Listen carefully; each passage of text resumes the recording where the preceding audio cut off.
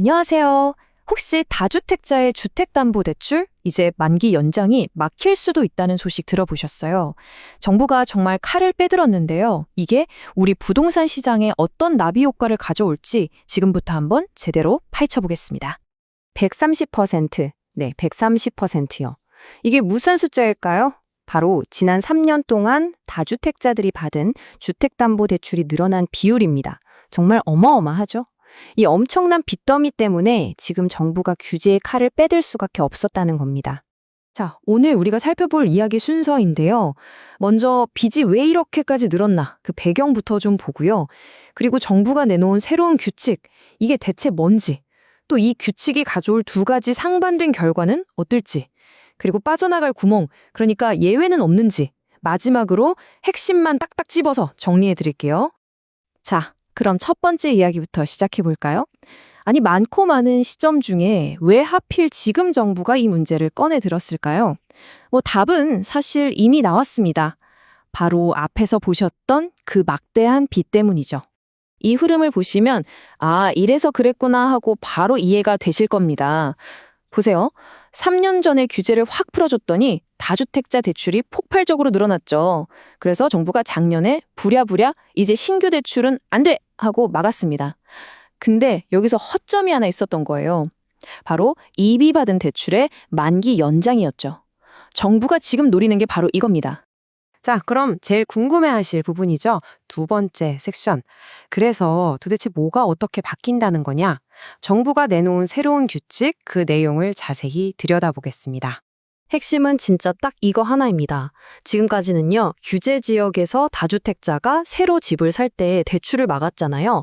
근데 이제는 그게 아니라 이미 가지고 있는 대출의 만기를 연장하는 것까지 원칙적으로 막겠다는 겁니다. 그러니까 규제의 칼날이 신규 대출에서 기존 대출 연장으로 확 옮겨온 거죠. 이게 가장 큰 변화예요. 정부의 논리는 사실 되게 간단해요. 이 질문 하나로 딱 정리됩니다. 지금 기준으로 보면 당신은 이 대출을 못 받는데 굳이 이걸 연장해줘야 할 이유가 있나요? 바로 이 질문이죠. 이 안에는 더 이상 예외는 없다는 정부의 아주 강력한 의지가 담겨 있는 겁니다. 자, 그럼 이 정책이 실제로 시행되면 어떤 일들이 벌어질까요? 세 번째 섹션에서는 이 규제가 가져올 빛과 그림자라고 할까요?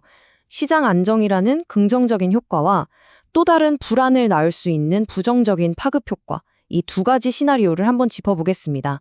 화면을 보시면 딱 대비가 되죠. 먼저 정부가 기대하는 건 이거예요. 다주택자들이 앞밤을 받아서 집을 팔기 시작하면 시장의 매물이 늘어나고 그러면 자연스럽게 전세나 월세 시장이 안정될 거다. 이게 긍정적인 기대 효과죠.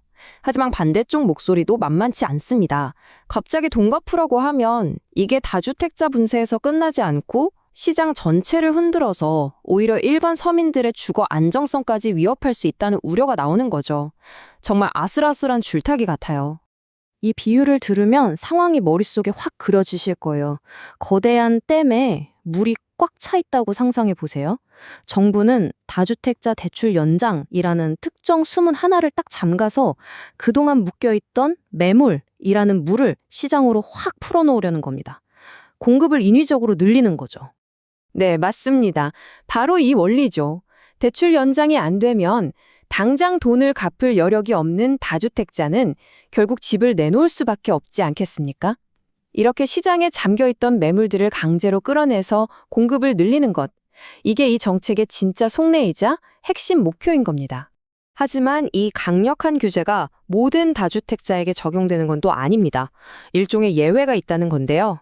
네 번째 섹션에서는 정부가 아주 전력적으로 접근하고 있는 이 핀셋 규제에 대해서 알아보겠습니다. 지금으로서는 크게 두 부류가 예외 대상이 될 가능성이 아주 높습니다. 첫째는 수도권이 아닌 지방에 있는 주택을 가진 분들. 둘째는 아파트가 아닌 빌라나 다세대 주택 같은 걸 갖고 계신 분들입니다. 왜 하필 이 둘일까요? 바로 시장에 주는 충격을 최소화하기 위해서입니다. 이게 바로 핀셋 규제라는 건데요. 말 그대로 핀셋으로 콕 집어내듯이 문제를 해결하겠다는 겁니다. 지금 가장 큰 문제가 뭐죠? 바로 과열된 수도권 아파트 시장이잖아요. 그러니까 딱 거기만 정밀 타격하고 상대적으로 시장이 안정적인 지방이나 또 서민들의 주거 공간과 밀접한 빌라 같은 비아파트 부문에는 충격을 주지 않겠다는 거죠. 시장 전체가 갑자기 얼어붙는 걸 막기 위한 아주 의도적인 선택이라고 볼 수 있습니다. 자, 이제 거의 다 왔습니다. 마지막으로 지금까지의 복잡한 이야기들을 아주 명쾌하게 정리해드리고 앞으로 우리가 뭘 지켜봐야 할지 그 핵심만 딱 짚어드릴게요. 오늘 이야기의 핵심, 이 4가지로 딱 요약할 수 있습니다. 첫째, 이 모든 일은 다주택자 빚이 130%나 폭증하면서 시작됐다. 둘째, 정부의 목표는 이들을 압박해서 매물을 풀게 하고 그걸로 전월세 시장을 안정시키는 거다. 셋째, 근데 시장 전체에 충격을 줄 순 없으니 핀셋이라는 조심스러운 방식을 쓴다. 그리고 마지막으로 제일 중요한 거, 아직 최종안이 나온 게 아니라 계속 금융권과 논의 중이라는 사실입니다. 그리고 여기서 우리가 하나 더 알아야 할 게 있는데요. 무조건 만기 연장 금지, 이것만 있는 건 아니라는 점입니다. 예를 들면 정말 피치 못할 사정이 있는 경우에는 예외를 더 준다거나 아니면 만기 연장은 해주되 원금을 조금씩이라도 갚아나가게 하는 방식 같은 다른 대안들도 함께 검토되고 있다고 해요. 그러니까 최종 정책은 지금 우리가 아는 것보다 조금 더 유연하게 나올 수도 있다는 거죠. 결국 이 모든 논의는 이 질문 하나로 돌아옵니다. 시장 전체의 안정을 위해서 개인의 대출 연장 권리를 어디까지 제한하는 게 맞는 걸까요? 이 정책의 진짜 균형점은 과연 어디일까요? 이 방송을 보시는 여러분도 한 번쯤 깊이 생각해 볼 만한 문제가 아닐까 싶습니다. 오늘 저희가 전해드린 내용은 여러분의 이해를 돕기 위한 교육 목적으로 제작되었습니다. 아시겠지만 실제 개인적인 재정 결정을 내리실 때는요, 반드시 여러 경로로 직접 정보를 확인하시고 금융 전문가와 꼭 상담해 보시길 바랍니다.